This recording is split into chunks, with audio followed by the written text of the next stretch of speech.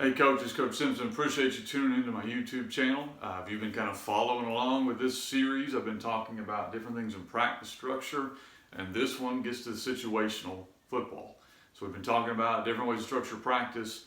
This, for us, is usually done inside of our team. We may introduce it a little bit in our group periods, but when we start working situations of the game, we've tried to be very, very thorough to cover as many situations as possible. So these are just general situations. There's by no means an all-encompassing list, but these are general situations that you want to work inside of your team periods during the day. So for us, we play on Friday. We don't practice on the weekend, so we have basically 4 days to prepare to play a game. And so usually for us, we will figure out which of these has become our priority. So that's what you need to do now. It's kind of go through during this off season, prioritize where are areas we were not as good at that maybe cost us some potential wins, and figure out, okay, how am I going to make sure I structure this so that I'm hitting it? Because I know if you're an offensive coordinator or a defensive coordinator, a lot of times you're trying to just work on getting ready to play that opponent. And I didn't even put that on the board here. But that becomes a lot of times priority number one for us. And it needs to be important that you are preparing to play an opponent. However, there are certain situations you need to hit, which they'll change a little bit depending on week to week who you're playing, but they need to be addressed inside of your team periods. So for us, let's say we have 15 minutes of team. I know I'm going to get it on Monday, Tuesday, Wednesday. Usually for us, Thursday is kind of a tune-up and review all the situations and review the script to make sure it's good. So basically, I know I've got 3 and really almost 2.5 days to try to hit as much of this as I can inside of my team practice. So I need to prioritize what's most important for me and then go through that. And you're going to see some of these are pretty broad categories.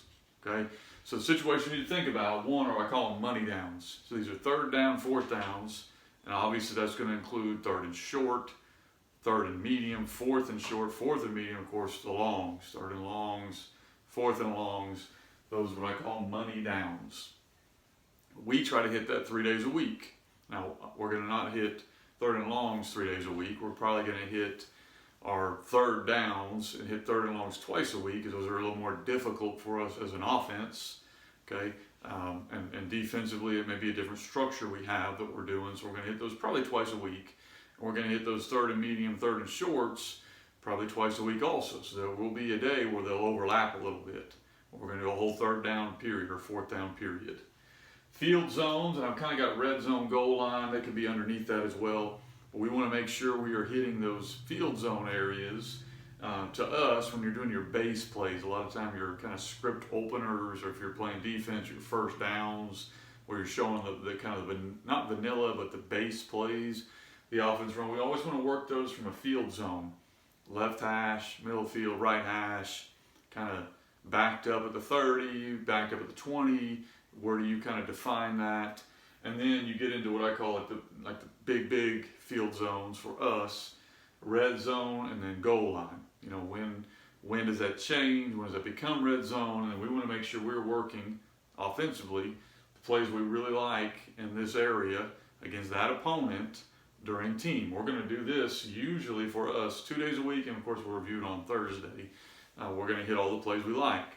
It's usually good to also, when you hit the goal line, go ahead and do your 2-point plays. These are plays that a lot of times won't change for us week to week. So we may not need to hit them 3 days a week because it's the same play we had in from week 1. We haven't had to run that play yet. But defensively that may change a little for you. So we need to go ahead and hit this. Everything we're doing on offense, you kind of flip the script and do it all on defense. So you're hitting all these situations for your kids. We do usually a man versus zone or a blitz versus base, or for us, with us being kind of shotgun wing T, we try to work multiple fronts. So we kind of have like an odd day. The anticipated look Monday and Wednesday, and then the not so anticipated look Tuesday will mix in. So for example, playing a team that's 4-3 kind of zone team, we're going to hit that Monday, Wednesday, review Thursday. Tuesday's that time where we're going to, okay, give me man zero and bring the house and give me an odd front. Give me all the flavors of something I'm not expecting to see, but we may see. We're going to hit that, okay, kind of the odd one on Tuesday for us a lot of times. Defensively, a lot of times Wednesday for us is when we start doing what we call our inserts. All right, coach kind of gives me freedom. We feel pretty good about the game plan by Wednesday. Now throw me some random formations, do some things that you would try to hurt us with.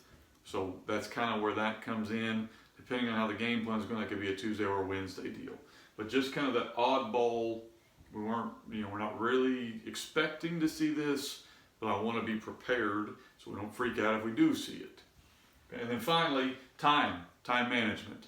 We usually, offensively, will do at least 2 days a week. Thursday, we usually hit a couple situations with it, and then we'll pick Wednesday or Tuesday, and early in the year, we usually do both, where we will do a time management. We have to score a touchdown or a field goal. We talk about the end of the half versus the end of a game, because those are different. We talk about needing a field goal versus needing a touchdown. That's different. We talk about defensively, the same kind of deal. So time management, time sensitive, which could be the opposite. It could be, okay, we have to get the ball back.